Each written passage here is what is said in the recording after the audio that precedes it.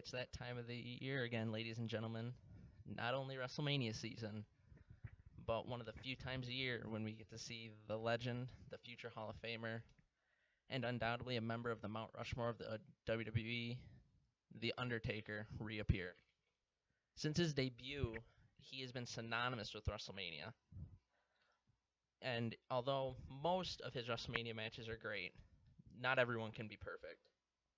And today, I'm going to explain to you some of the matches that I would change for The Undertaker. Now, I know everyone likes to play fantasy booker, and some people might even, when they're booking, say they're a smartass. But I would just like to go through and say the matches that The Undertaker should have gotten in his career, and also giving credits to the matches that he had that were good. Of course, starting with WrestleMania 7 was his first WrestleMania match. Kind of just thrown on the card. It was him and Jimmy Snuka, although people might not remember this fondly. Jimmy Snuka, of course, a legend in wrestling, pairing AWA, NWA, ECW, WWE, being the first ECW heavyweight champion. For this being The Undertaker's 1-0 moment, it was a good stepping stone, or tombstone, if you will, to start his WrestleMania journey. Then we go into WrestleMania 8 with Jake Roberts. They had the tremendous feud, which included appearances by the Ultimate Warrior, Macho Man Randy Savage, and others. Of course, Jake Roberts showing his darker side in this feud. Undertaker overcoming him, again beating a legend of the sport, appearing everywhere in his career too. Starting his WrestleMania journey out with Snuka and Roberts. I can't complain. As a fan of wrestling, WrestleMania or The Undertaker, I would highly recommend going back and just watching these two beginnings of his WrestleMania legacy. WrestleMania 9 is when things take a turn, though. Most Undertaker fans, most WrestleMania fans know that WrestleMania 9 is when Undertaker had that ungodly match with Giant Gonzalez. And there's no beating around the bush with it. Giant Gonzalez, or El Gigante in WCW, never had much wrestling talent.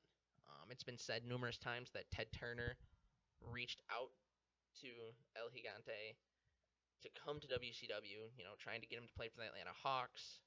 Injuries kept him from doing that, but he still appeared on TV. No matter who he worked with, he couldn't have a good match. He worked with Flair in WCW. He came over to WWE and worked with Taker, and neither really panned out.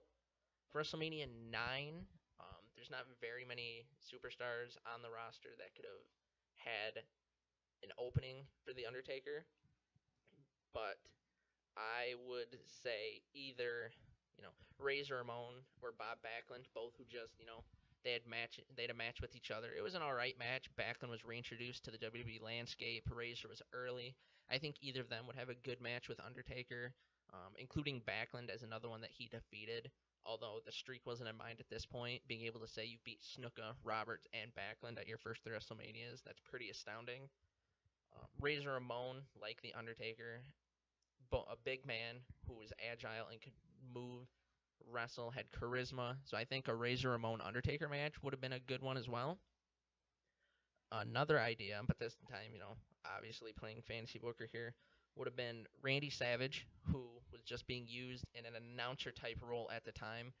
Many know Randy Savage was not happy with this announcer role. He wanted to help the young talent, most notably Shawn Michaels type or Bret Hart. So I think he would have been open to having a match with The Undertaker. And how legendary would a Macho Man Randy Savage and The Undertaker match at WrestleMania have been? Being able to look back and say that two of the sport's greatest faced off, and it wouldn't even have been the main event, but I think in the fans' eyes and hearts, it could have been the main event of the show. The Undertaker took, WrestleMania 10 off, healed from injuries, but then came back around WrestleMania 11 and had a match with King Kong Bundy. Now, I'm not the biggest King Kong Bundy supporter, so I might be biased here. I never thought he was that great of a big man. He wasn't even a big man. He was just round. I mean, he had no height to him. He wasn't agile like Bigelow, Yokozuna. He wasn't really threatening like Big John Studd or Andre or Ernie Ladd. So Undertaker fought Bundy because Bundy represented the $1 million corporation. So an idea I had would have been to pull Ted DiBiase out of a retirement. And since DiBiase had been messing with Undertaker for months, dating back to fake Undertaker, having Kama steal the urn and melt it down, this would have been a perfect opportunity to bring Ted DiBiase back for one more match and have him fight the Undertaker and just completely blow off the feud. I think would have been good for Ted DiBiase, who never really had a large WrestleMania moment as a singles competitor, let alone a competitor in general. Also, I would have had him wrestle if DiBiase wouldn't have been available.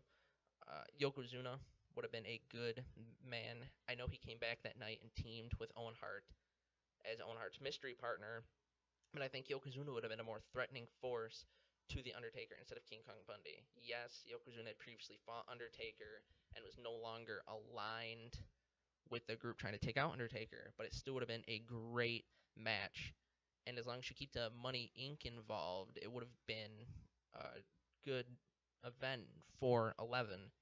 Plus, what people seem to forget, which they didn't really mention it, is that, or they didn't mention it at that WrestleMania, is DiBiase brought Undertaker in, brought his services in originally at Undertaker's first Survivor Series. So it would have, as I said, tied up all loose ends, having DiBiase or a bigger challenger than Bundy be bought by DiBiase, fight Undertaker. Then Undertaker had some great matches, heavyweight, just heavyweight pounding matches against Diesel at 12, Sid at 13, Kane at 14, the infamous, but I still enjoy, Hell in a Cell match with Boss Man at 15, Triple H at 17 after taking WrestleMania 2000 off. 17, of course, the first appearance of the American Badass Undertaker at a WrestleMania. He had a great match with Ric Flair at 18. And then 19 is where questionable matching comes into the fray again. It was originally going to be Undertaker and Nathan Jones against Big Show and A-Train. Nathan Jones, of course, getting jumped by the FBI in the bathroom before the show, so it became a handicap match. I think putting Undertaker with Nathan Jones in this match is just a slap in the face to Undertaker for everything he had done, pairing him with this greener than grass competitor who wouldn't go on to do much more in his wrestling career. I think all you have to do to tweak this match is take Nathan Jones out of it, take A-Train out of it. Undertaker and Big Show have been feuding for months. This would have been a great match to show two great, agile big men who, of course, Vince McMahon and the fans both love. There could have been some big men spots, table spots. It would have been amazing to see Undertaker last ride Big Show. No disrespect to A-Train, who would later become, Lord Tensai and Sweet Tea and, the trainer in NXT, but he just didn't fit into this fold. And if you take him out, then WrestleMania 19, Undertaker, Big Show, it books itself, especially with their long history, even before the previous month's feuding. Then you go into WrestleMania 20. He comes back as the Dead Man with Paul Bearer, and he fights Kane. Great match, great return to the original character. Randy Orton at 21. Then 22 comes along, and it's Mark Henry in a casket match. Most people, when you bring this up, do not remember that it was Mark Henry, let alone that it was a casket match. And the thing about it is, it's because the build-up to this was originally the Royal Rumble previously. Undertaker was fighting Heidenreich, Kane was fighting Snitsky. It was going to be the Brothers of Destruction versus Heidenreich and Snitsky. Well, plans fell through because, let's be honest, Heidenreich's not very good, and Snitsky and Kane did about as much as they could. They jumped the shark by killing the baby, so plans changed instantly. No real disrespect to incoming Hall of Famer Mark Henry, but it just wasn't a good fit. He was there because it seems that whenever they don't have anything for Undertaker to do, he just fights a big man. And they put, so that way it could be the first ever casket match at WrestleMania. I would have had him. I have three possible opponents for The Undertaker at this event. Booker T being the first one. He fought the Boogeyman in a quick match. I think just Booker T and Undertaker both were SmackDown mainstays for a long time. Both could have put on a great showing. Then, or I would have had him fought JBL, who was in the United States title match. He actually defeated Chris Benoit. Instead of JBL doing it, I would have had Bobby Lashley not be in the Money in the Bank, beat Chris Benoit for the U.S. title, because it would have kind of been a changing of the guard, considering Lashley, when most people remember him, think of him with that United States Championship. And then that would have left JBL open, and JBL and Undertaker, whether it's JBL, Bradshaw, or whether it's Deadman, American Badass, they always put on great matches because they are two of the last wrestling outlaws. I wouldn't say they'd be stiff with each other, but they'd at least make it look real. And they could even have a stipulation match, a street fight, a hardcore, because when Undertaker first came back as the Dead Man in 2004, 2005, and JBL was champion, they had some great stipulation matches. So the two of them in a stipulation match at WrestleMania, it would have worked. My final person for him at WrestleMania 22 would have been Kurt Angle. Yes, he was heavyweight champion. Yes, he needed to be there for the triple threat match.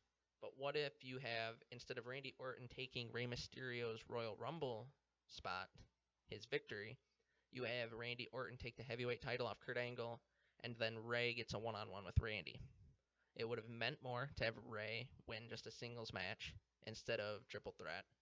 And then you could have had Undertaker and Kurt Angle, undoubtedly two of the greatest of all time.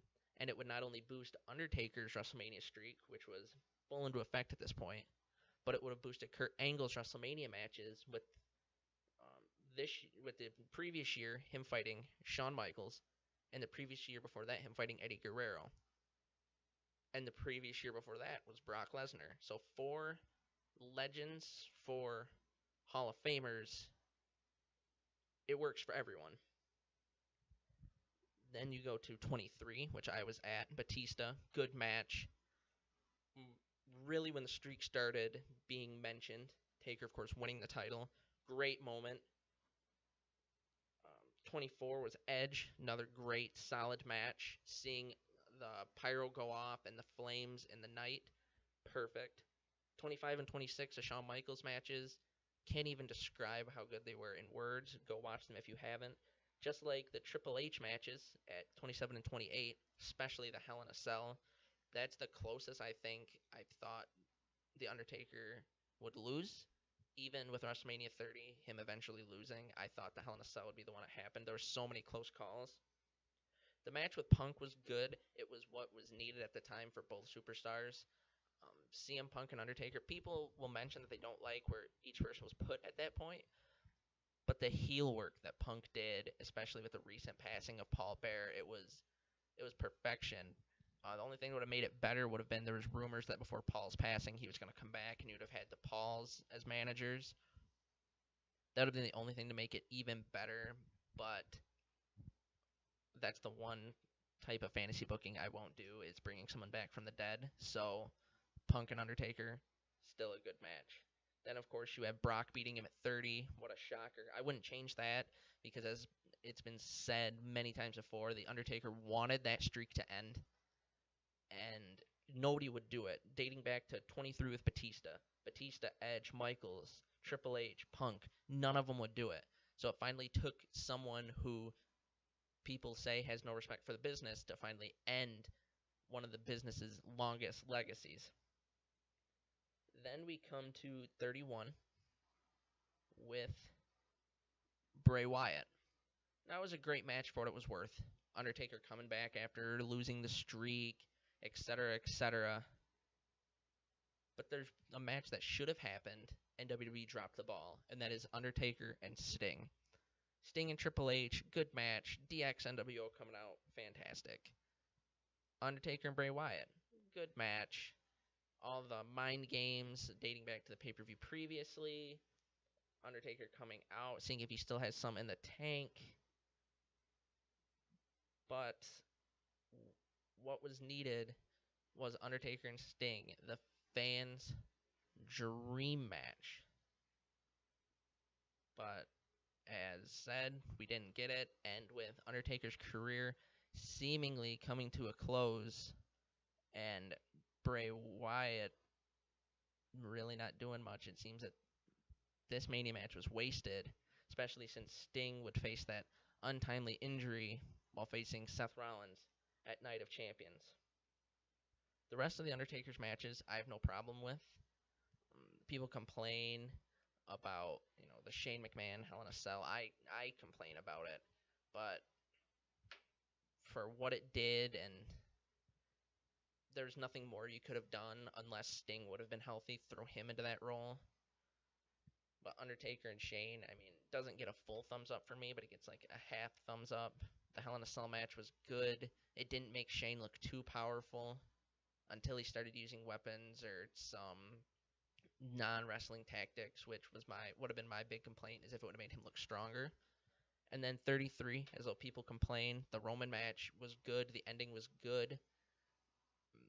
It was, all in all, I think that was really the passing of the guard, because Roman's not going to be the guy, but I think he can be the agile big man that the company needs. So, as saddening as it was to see him break kayfabe and go over to Michelle, take his gloves off, sink down into the stage, I think that was the end of The Undertaker. Coming into this WrestleMania with John Cena, though, I think we will get John Cena facing The Undertaker, but I think it will be a Mark Calloway or American Badass Undertaker, which I can't complain about because again, if you haven't noticed, I like when loose ends get tied up. And who was one of the first people to come congratulate John Cena after he saw how good he did in the ring with Kurt Angle? None other than the undisputed champion, the American Badass, The Undertaker. So it will be, like I said, tying up them loose ends. And there's reports going out that the two are tied with 2 wins, 2 losses, and a tie apiece while facing each other. So this will be the rubber match between Undertaker and John Cena.